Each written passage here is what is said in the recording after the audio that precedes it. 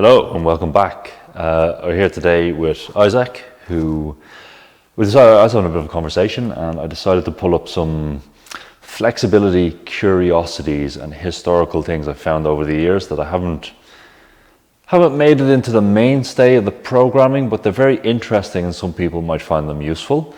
So this video and the next video will be two of these kind of curiosities. There's a lot of these kind of interesting routines that you find them in weird places and they pop up here and there, but they never really made it to mainstream stuff. But you know, you give it a go, you try it out, maybe it works for you, maybe it doesn't.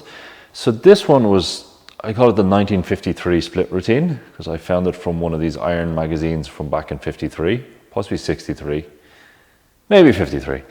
Anyway, what it is the front split routine, and actually then I found it in an old martial arts magazine as well, from like fucking 1970s and the Count Dante kind of era. So it's kind of one of those interesting ones. Anyway, we'll give it in.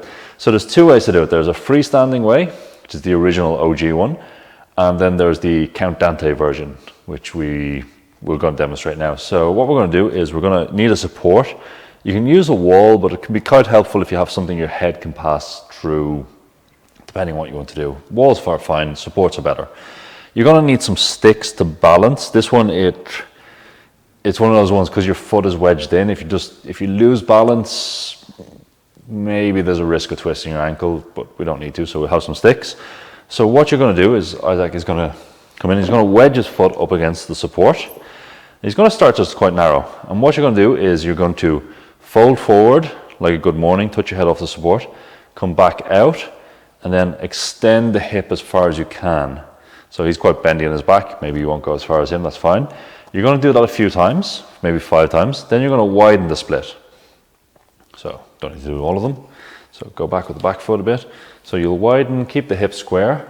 One tip, when you come forward, this is why it's useful to have the head to go past, is bring the head towards me. So the leg is going to the opposite shoulder, not just straight forward, and that will just help get this outer hamstring.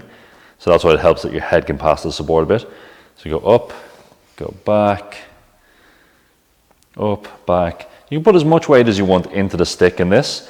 And then you're just going to do 5, widen the split out, do 5, widen the split out. You're just going to work up to your kind of limit of what you're going to get to today. So we kind of got this rocking iso front split going on. It's very interesting. And just make sure like this vector as well can be very intense.